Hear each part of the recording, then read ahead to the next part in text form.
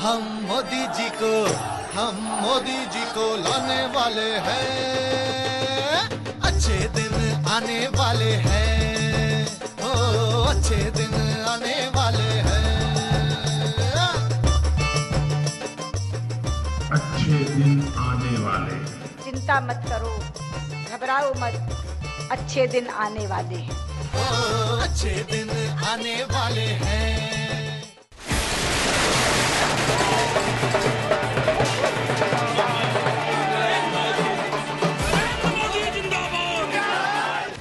BJP के समूचे चुनाव प्रचार का सबसे बड़ा नारा था अच्छे दिन आने वाले हैं। चाहे बीजेपी के विज्ञापन हो या फिर मोदी की जनसभाएं, हर जगह एक ही गूंज थी, अच्छे दिन आने वाले हैं। होगा हर एक वादा सच्चा, सबका भला हो सबका अच्छा, क्योंकि हम मोदी जी को लाने वाले हैं, अच्छे दिन आने वाले हैं। तमाम एग्जिट पोल इसी बात की ओर इशारा कर रहे हैं कि अब की बार मोदी सरकार, तो क्या अच्छे दिन आने वाले हैं? लेकिन सवाल उठता है कि अच्छे दिन कैसे आने वाले हैं? महत्वपूर्ण बात यह है कि अच्छे दिन क्यों आएंगे, क्योंकि आप उम्मीद कर रहे हैं कि आपने एक निर्णायक सरकार को मत दिया है, वोट दिया है, और वो निर्णायक सरकार निर्णय लेगी और देश को आगे ले जाएगी। अच्छा पानी बिजली बत्ती पाएगी हर बस्ती बस्ती, गरीबों को सम्मान मिलेगा, देश को ईमान मिलेगा। पहले ये तो समझ लें कि अच्छे दिन होते क्या है। अच्छे दिन का मतलब है बेरोजगारों को रोजगार मिले, घर का किचन चलाने में कोई मुश्किल ना हो और नौकरी करने वालों की जेब गर्म रहे। तो अच्छे दिन आने के लिए पहले हमको समझना पड़ेगा कि क्या स्थिति है। 2004 में जब यूपीए की सरकार आई थी तो जीडीपी ग्रोथ 8% और महंगाई 5% के करीब था। जब 10 साल बाद यूपीए की सरकार जा रही है तब जीडीपी ग्रोथ 5% हो गया और महंगाई 9% हो गया, उल्टा हो गया पूरा। दूसरी बात, जब ये सरकार आई थी उस वक्त एक दिन में सरकार 200 करोड़ कर्जा ले रही थी। जब जा रही है तो प्रति घंटे 70 करोड़ उधार ले रही है। इसका मतलब ये हुआ सरकार अपनी कमाई और खर्चे का समन्वय बना नहीं पाई और इसके कारण महंगाई हुई है, इसके कारण ग्रोथ कम हुआ है और इसके कारण बेरोजगारी है, क्योंकि जब ग्रोथ नहीं होता है तो बेरोजगारी बढ़ती है, नौकरियां नहीं बनती है। नरेंद्र मोदी अच्छे दिन कैसे लाएंगे, ये जानने से पहले ये तो समझ लें कि आखिर आप लोगों के बुरे दिन क्यों चल रहे हैं। खाने पीने की चीजें लगातार महंगी होती जा रही हैं, पढ़े लिखे युवाओं को नौकरियां नहीं मिल रही, यानी महंगाई पर लगाम नहीं लग रही और कामकाजी क्लास की कमाई नहीं बढ़ रही। बहुत सारे दावे हैं, वादे हैं। जो नहीं है वो ये है कि ये कब होगा और कैसे होगा। अरे मेहरबान, हर जगह पे एक्सपायरी डेट लिखी होती है क्या? 5 साल के लिए मैनिफेस्टो होता है, 5 साल के लिए सरकार बनती है, 5 साल के अंदर उस काम को करना होता है। कुछ काम होते हैं आरंभ कर देने होते हैं, कुछ काम होते हैं 5 साल में पूरे भी कर देने होते हैं। बड़ा साफ होता है जी। मैनिफेस्टो 21वीं सदी की पूर्णाहुति के लिए नहीं होता है जी, एक सरकार के कार्यकाल के लिए होता है। तो इसका सुधार कैसे होगा? इसके लिए कई सारे कदम उठाने पड़ेंगे। पहले आपको महंगाई की तरफ ध्यान देना पड़ेगा। महंगाई 2 तरह की है, एक सप्लाई डिमांड वाला है, तो वो जो सप्लाई चेन है उसमें सुधार की ज़रूरत है। जिस तरह से मंडी से घर तक आपका फल सब्जी वगैरह आता है उसमें कई सारा वेस्टेज है, वो सुधार है और ये सुधार लंबा, इसमें बैंडेड इकोनॉमिक्स नहीं होगा, इसमें वक्त लगेगा। दूसरा सुधार, सरकार के खर्चे को आपको कम करना पड़ेगा, समन्वय लाना पड़ेगा। उसके लिए आपको कई सारे कदम लेने पड़ेंगे, जैसे आपका राजस्व बढ़ाना पड़ेगा, आपका ग्रोथ बढ़ाना पड़ेगा। सरकार का जो कर्जा है उसको रिटायर करने के लिए शायद आपको कोई निजी सरकारी कंपनियों का निजीकरण करना पड़ेगा या सरकारी कंपनियों के शेयर्स बेचने पड़ेंगे। तो और तीसरा एक जो नया खुल के निकल रहा है, जैसे जो नेचुरल उपलब्धियां हैं हमारे यहाँ, जैसे खनिज के खान हैं, कोयले के खान हैं, स्पेक्ट्रम है, इसका ऑक्शन करना पड़ेगा। ऑक्शन में पैसे आएंगे तो सरकार का राजस्व बढ़ेगा और घाटा कम होगा। नरेंद्र मोदी अगर प्रधानमंत्री बनते हैं तो उनके सामने सबसे बड़ी चुनौती होगी पटरी से उतर चुकी अर्थव्यवस्था की गाड़ी को वापस पटरी पर लाने की। दरअसल नई सरकार को जून जुलाई तक अपना बजट पेश करना होगा और इसी के जरिए देश को ये बताना भी होगा कि आखिर ये नई सरकार पिछली सरकार से अलग कैसे है। यही नहीं, इस सरकार को कुछ अहम फैसले लेने होंगे ताकि देश में बड़े पैमाने पर निवेश आ सके। ग्रोथ के लिए ये सबसे महत्वपूर्ण बात है, निवेश बढ़ाना पड़ेगा और निवेश बढ़ाने के लिए आपको निर्णायक कदम लेने पड़ेंगे। जैसे हम अभी बात कर रहे हैं तो 12.25 लाख करोड़ के इन्वेस्टमेंट्स, निवेश प्रोजेक्ट्स अटके हुए हैं। कुछ जमीन के लिए अटके हुए हैं, कुछ एनवायरमेंट क्लियरेंस के लिए अटके हुए हैं, कुछ पहले 2 कदम में ही अटके हुए हैं। तो मोदी सरकार से जो उम्मीद लोग बनाए हुए हैं कि इन सब विषयों पे वो निर्णय लेंगे, इन विषयों का सुधार करेंगे, लेकिन ये जो सुधार है वो जल्दबाजी में नहीं होगा। यूपीए की सरकार ने जो गलतियां की है वो गलतियां नहीं करनी चाहिए नई सरकार को। उनको इस पर जो लॉन्ग टर्म प्लानिंग है, जो लॉन्ग टर्म कदम है वो लेना पड़ेगा। तो जब लोग उम्मीद बनाए हुए हैं, लोगों को भी ये समझना पड़ेगा कि एक जादू की छड़ी नहीं है किसी के पास। ये 1 तिमाही में, 2 तिमाही में ये प्रॉब्लम सॉल्व नहीं होने वाला है। इसमें वक्त लगेगा, आपको थोड़ी कठिनाइयाँ भी होगी और इसको झेलने के लिए थोड़ा सा आपको पेशेंस रखना पड़ेगा। तो जब सुधार होंगे तो लंबे दौर के लिए सुधार होना चाहिए, सरकार की डिसीजन मेकिंग प्रोसेस में सुधार होना चाहिए।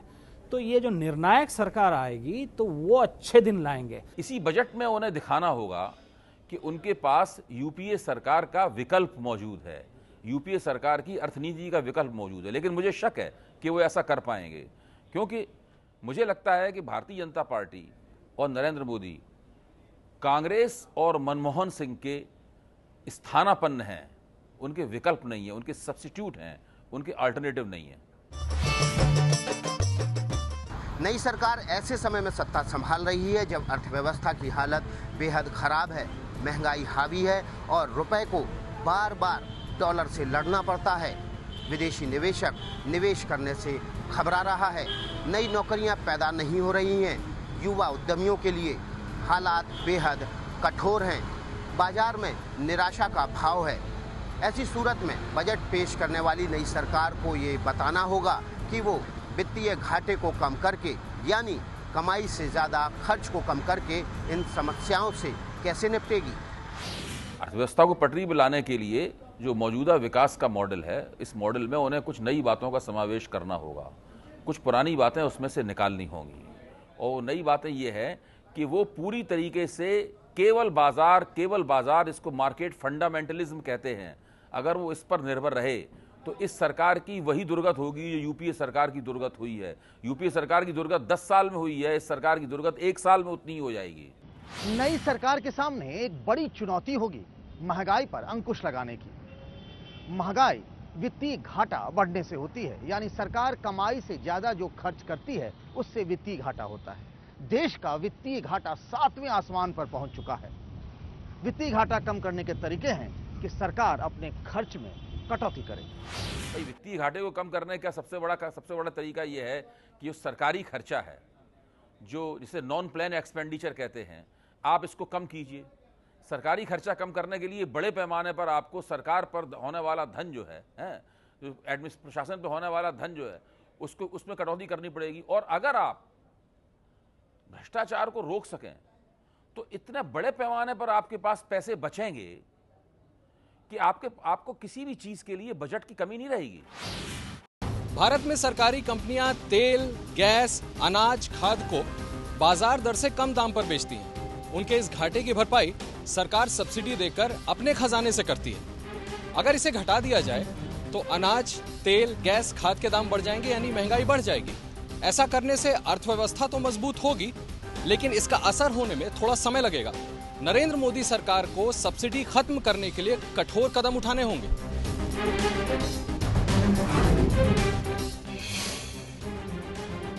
ग्रोथ की बात करें तो उनके लिए छोटे कदम क्या हैं कि जो अटके हुए प्रोजेक्ट हैं, जो पावर प्रोजेक्ट जिसमें कोयला ही नहीं मिल रहा है, जो आयरन एंड स्टील के प्रोजेक्ट जिसमें खनिज नहीं मिल रहा है, वो जो लास्ट माइल जो सप्लाई चेन है उसको रेस्टोर करेंगे तो ये सारे जो प्रोजेक्ट्स हैं वो चल पड़ेंगे तो नौकरियां होंगी, बैंकों का कर्जा वापस दिया जाएगा। तो इसमें कई सारे सुधार हो सकते हैं और जो छोटे सुधार हैं अगले 3 महीने या 6 महीने में हो सकता है। लेकिन जो सरकारी खर्चा वाला जो प्रॉब्लम है वो जल्द ठीक नहीं हो सकता, उसमें लंबा समय लगेगा, उसमें जो स्ट्रक्चर है, जो सिस्टम है उसको सुधार लाना पड़ेगा और इसके लिए लोगों को सब्र करना पड़ेगा, थोड़ा वक्त लगेगा। मोदी जी भले ही निर्णायक हो लेकिन कई सारे ऐसे पहलू हैं इस देश के आर्थिक स्थिति में जिनको सुधारने में वक्त लगेगा। देश की जनता महंगाई से त्रस्त है और वो नई सरकार से महंगाई के मामले में फौरी राहत की उम्मीद कर रही है। जानकार बताते हैं कि अगर नई सरकार कुछ बड़े फैसले ले तो सरकारी खर्चे में कटौती के साथ ही महंगाई पर भी काबू पाया जा सकता है। मोदी जी ने अपने भाषण में कई जगह बताया है कि एक प्राइस स्टेबलाइजेशन फंड लगे। इसका मतलब क्या हुआ कि सरकारी पूंजी में से एक ऐसा फंड बनाया जाएगा जिसको इस्तेमाल करके जो बाजार में बहुत महंगा है उस सामग्री को खरीद के सरकार सस्ते दाम पर पेश करेगी बाजार का भाव कम करने के लिए। अगर विदेशी निवेश बढ़ जाता है, जैसे अभी मार्केट में पिछले 5 महीने में 3000 पॉइंट की उछाल आई, कई विदेशी निवेशकों ने करीब 20,000 करोड़ के ऊपर निवेश किया है, तो जब ये डॉलर इन्फ्लो होता है तो रुपये में शक्ति आती है। रुपया 63 से 60 में आया, 59 में आएगा, तो इसको मैनेज करेंगे तो उससे भी इन्फ्लेशन कम हो सकती है। सरकार का खर्च बेलगाम है और कमाई लगातार कम होती जा रही है। सरकार को टैक्स से होने वाली आय बढ़ने की उम्मीद कम है। साल 2007-8 में जीडीपी का 12.5% हिस्सा टैक्स से आया था। बीते साल ये गिरकर 10.2% रह गया। सरकार के सामने चुनौती होगी कि वो इस हिस्सेदारी को कैसे बढ़ाए। अच्छे दिन एक ही तरीके से आ सकते हैं कि मोदी एक ऐसा आर्थिक मॉडल लागू करें जिसमें ज़्यादा से ज़्यादा रोज़गार पैदा होने की क्षमता हो। आप देखिए मोदी जिस वजह से आगे हैं यूपीए की सरकार से, उसका सबसे बड़ा कारण ये है कि पिछले 10 साल में जितना भी विकास हुआ है उसमें रोज़गार नहीं बढ़े, नौकरियां नहीं बढ़ी, और उसके आंकड़े सबके सामने हैं। वो आंकड़े खुद यूपीए सरकार ने दिए हैं और वो आंकड़े सब साफ दिखाई पड़ते हैं। रोज़गार बढ़ाना प्रमुख चुनौती है। नई सरकार के सामने एक बहुत बड़ी चुनौती सरकारी बैंकों के फंसे हुए डूबे कर्ज को निकालना भी होगा।